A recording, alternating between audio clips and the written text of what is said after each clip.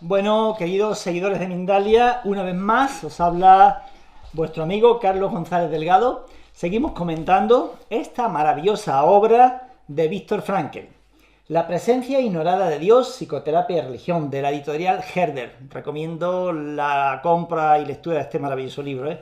Es espectacular, sobre todo si os dedicáis en esta vida a ser psicoterapeutas como yo.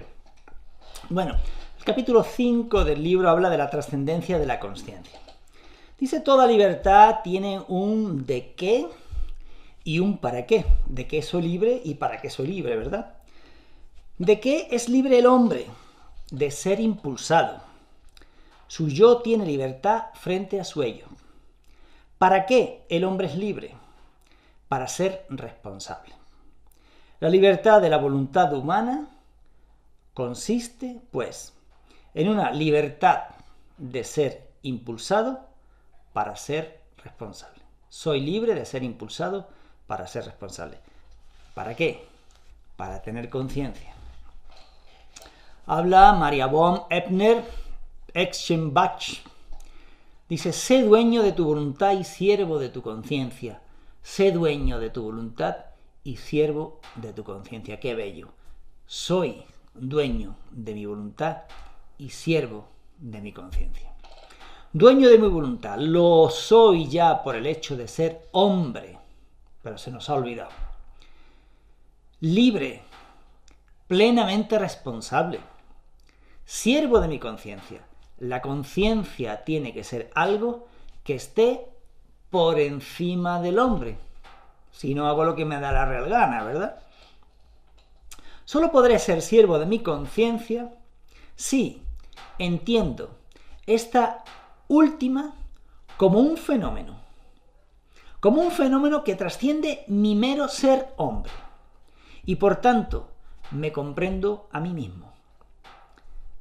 A partir de la trascendencia, solo puedo ser propiamente siervo de mi conciencia cuando el intercambio con esta es un auténtico diálogo, más que un mero monólogo. No es algo que ordene, ¿verdad? La conciencia no podría tener voz, ya que ella misma es voz. ¡Qué hermoso! La conciencia no podría tener voz, ya que ella misma es voz. Voz de la trascendencia. Esta voz la escucha el hombre solamente, pero no procede de él. En la conciencia de la persona humana, personat, una instancia extrahumana. Personat significa resuena, retumba. En la conciencia de la persona resuena, retumba una instancia extrahumana. Pero ha de ser forzosamente de carácter personal. La conciencia como hecho psicológico inmanente nos remite a la trascendencia. La conciencia solo puede entenderse en un sentido pleno cuando la concebimos remitiéndola a un origen trascendente. La conciencia solo se nos hace comprensible a partir de una región extrahumana y solo cuando comprendemos al hombre en su condición de criatura. A mí me encanta, junto a la palabra criatura, otra maravillosa que es creatura. Criatura y criatura. Ha sido creada. Como señor de mi voluntad soy creador. Como siervo de mi conciencia soy criatura. Qué hermoso, qué bello. Como señor de mi voluntad soy creador. Como siervo de mi conciencia soy criatura. El hecho psicológico de la conciencia es solo el aspecto inmanente de un fenómeno trascendental. El hombre irreligioso no es sino aquel que ignora esta trascendencia de la conciencia. También tiene conciencia, responsabilidad, solo que no pregunta ni ante qué ni de dónde. No pregunta ni ante qué es responsable ni de dónde. El hombre irreligioso acepta su conciencia en la facticidad psicológica de ésta. Se detiene en lo mero inmanente. Considera la conciencia como la última instancia ante la cual ha de sentirse responsable. La conciencia es una penultimidad. Esto es hermoso y bello. La conciencia es una penultimidad. Hay algo más, último, por encima de la conciencia. Se ha detenido antes de tiempo en su camino en busca de sentido. Porque no ha ido, no ha preguntado más allá de la conciencia. Yo diría que no ha salido de la mente humana. El hombre religioso debiera también ser capaz de respetar esta decisión negativa de su semejante. El hombre religioso ha de saber que la libertad de tal decisión ha sido creada por Dios, porque los hizo libres y responsables y no hay un único camino, ¿verdad? Esta libertad es una libertad hasta el no. ¿Me permito permitir? ¿Me permito yo permitir como ser humano en evolución, en camino, que tú pienses de una manera distinta a mí? Aunque seas mi hijo o mi esposa. ¿Que tú sientas de una manera distinta a mí? ¿Que tú hables de una manera distinta a la que yo hablo? Y sobre todo, que tú hagas lo que tienes que hacer, aunque sea distinto a lo que yo tengo que hacer. ¿Puedo permitirte ser tú? Si tú existes en tu forma y en tu estilo y en tu manera, es porque Dios, la creación, el todo, así lo ha previsto, así lo ha permitido. ¿Quién soy yo para oponerme a ello, verdad? Bien, seguimos. Incluso en esa libertad hasta el no, el hombre irreligioso tiene derecho a negar a Dios. Así como se requiere un poco de valentía para confesar abiertamente algo una vez que se ha conocido, también se requiere un poco de humildad para llamar a eso mismo con la palabra Dios. Yo me reconozco creyente, yo me reconozco un humilde hijo de Dios, yo reconozco, y espero que esto no choque, me reconozco como un hermano de la figura de Jesús. Él es mi hermano mayor y yo soy un trozo de Dios. Hay una frase de Yogananda que me encanta, que utilizo mucho con mis pacientes, muchas veces al final de la terapia, para alimentar ese trabajo personal que tienen que hacer después de una regresión, que dice: Padre, no estoy solo, soy tu hijo, tú estás en mí.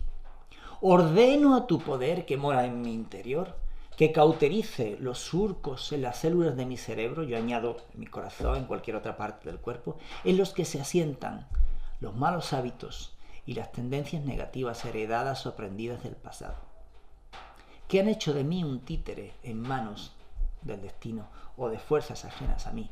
Tu poder, junto a mi poder de voluntad, así lo realizan conjuntamente. Qué profundidad hay en esa frase, en esa oración. Bueno, seguimos. ¿Ante qué de la responsabilidad humana?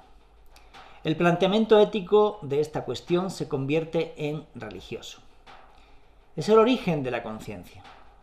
Inutilidad, intentos de una reducción óntica de la conciencia, una solución óntica al problema de dónde. El psicoanálisis, intentando explicarla por la impulsividad, el psicoanálisis llama a la conciencia superyo. Y este superyo lo deriva de la introyección de la imagen del Padre. No es posible derivar el yo del ello. Tampoco el superyo puede derivarse del yo. Doble aporía, ¿verdad? Existencialidad del yo.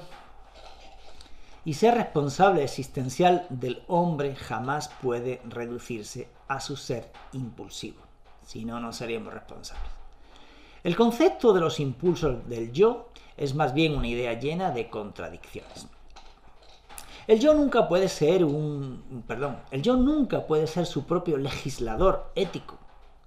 Esto es muy importante. El yo nunca puede ser su propio legislador ético. Haría lo que le da la real gana, ¿verdad? Tampoco puede haber un imperativo categórico autónomo, ya que ha de estar legitimado por la trascendencia y no por la inmanencia.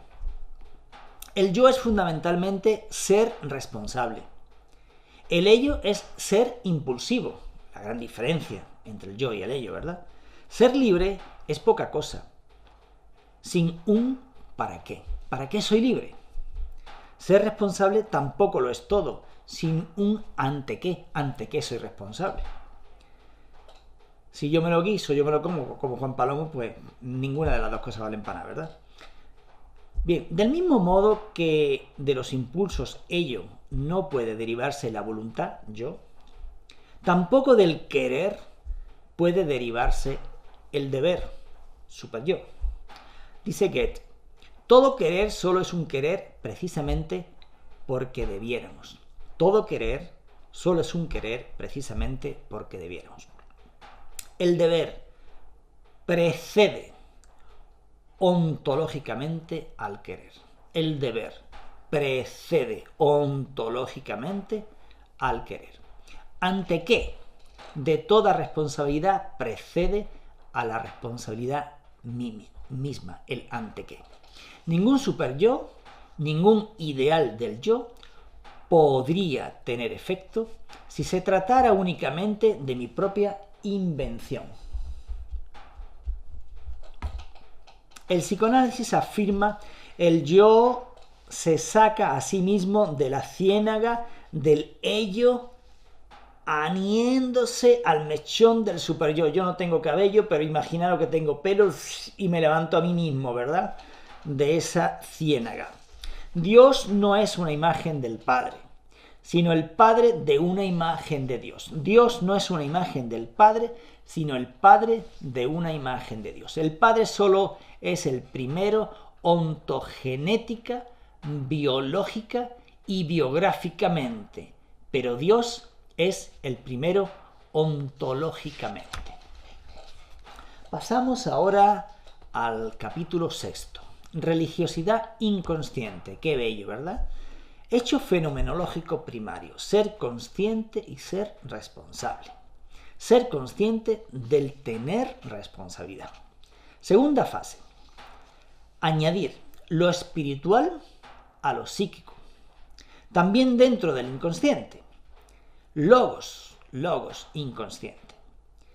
Ello, como inconsciente impulsivo, vino a sumarse a eso el inconsciente espiritual. Además de la conciencia de responsabilidad, tenía que haber una responsabilidad inconsciente. El peligro del psicoanálisis es deyoificar el inconsciente.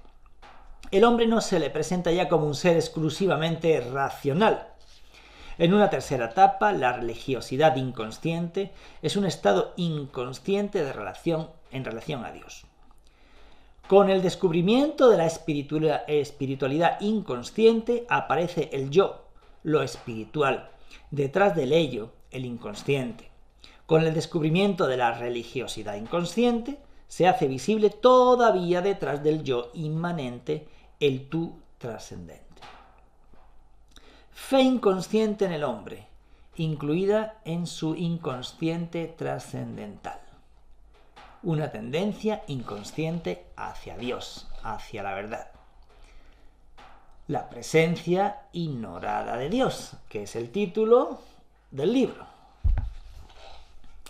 Dios a veces nos es inconsciente. Nuestra relación con Él puede ser inconsciente, reprimida y oculta. Y en la antigüedad helenística existía un altar consagrado al Dios desconocido. 3 tipos posibles de desviación. En primer lugar, entenderla en sentido panteísta, afirmar que el inconsciente o incluso el ello pueda ser divino. Segunda desviación, Dios inconsciente, en un sentido ocultista. omnisciencia del inconsciente. Se daría por sentado que el ello sabe más que el yo.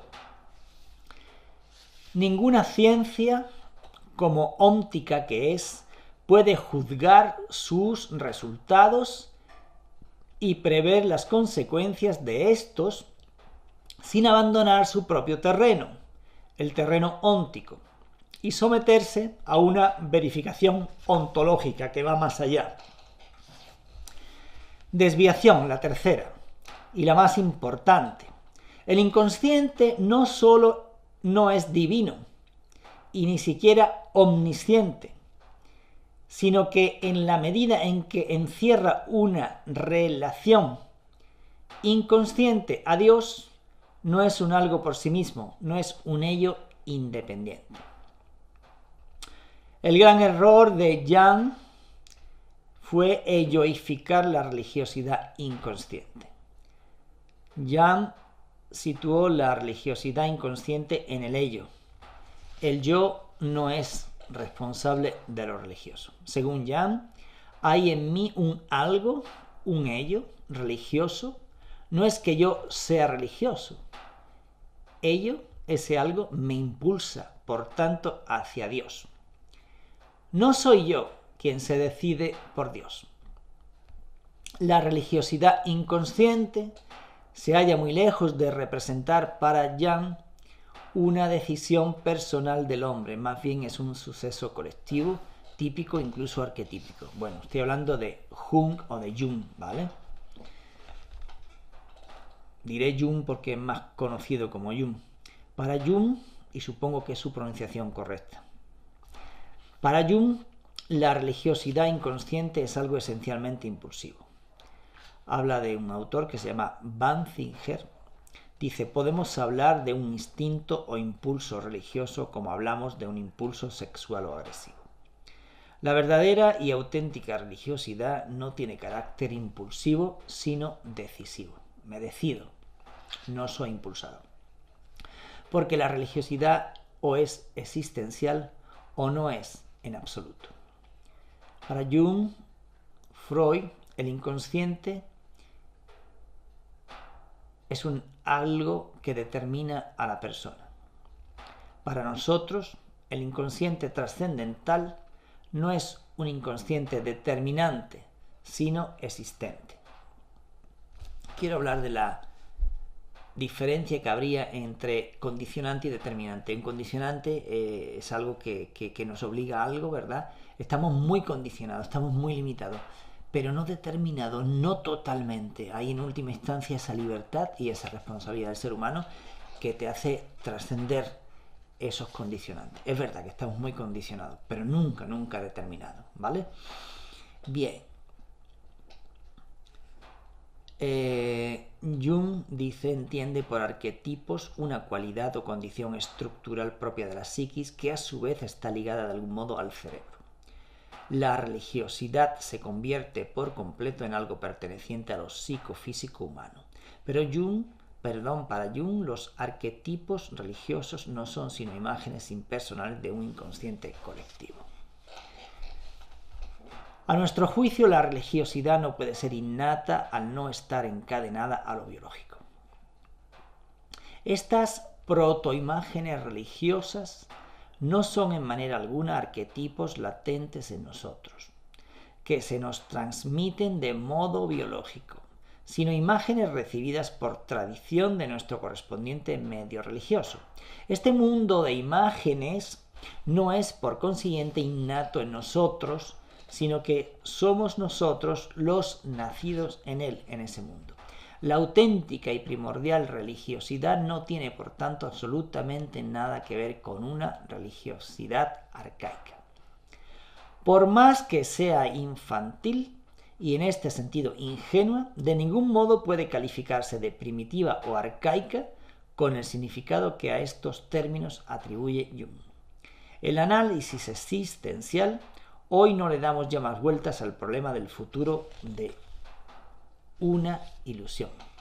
La religiosidad del hombre es una realidad que también puede permanecer o hacerse inconsciente. La tarea del análisis existencial consiste en actualizar o volver a actualizar esta realidad espiritual inconsciente, pero siempre presente. El hombre neurótico acusa una deficiencia. Su relación a la trascendencia se halla perturbada. Desde lo recóndito de este inconsciente trascendental emerge la trascendencia reprimida en forma de una inquietud del corazón. Freud dice: la religión es la neurosis obsesiva común del género humano. La religión es la neurosis obsesiva común del género humano. Nos atrevemos más bien a afirmar: la neurosis obsesiva es la religiosidad psíquicamente enferma. La neurosis obsesiva es la religiosidad psíquicamente enferma. Cuando la fe se atrofia, se deforma o se desfigura. La fe reprimida degenera en superstición. Esto ocurre doquiera que el sentimiento religioso es víctima de una represión, ya por parte de una razón absoluta y despótica, ya por una razón o inteligencia tecnicista. Decía Goethe: quien posee arte y ciencia tiene también religión. Quien posee arte y ciencia tiene también religión. Por tanto, en la existencia neurótica se venga de sí misma la deficiencia de su trascendencia. Final de este capítulo 6 del libro. Nos vemos en el siguiente vídeo si te gusta. Chao.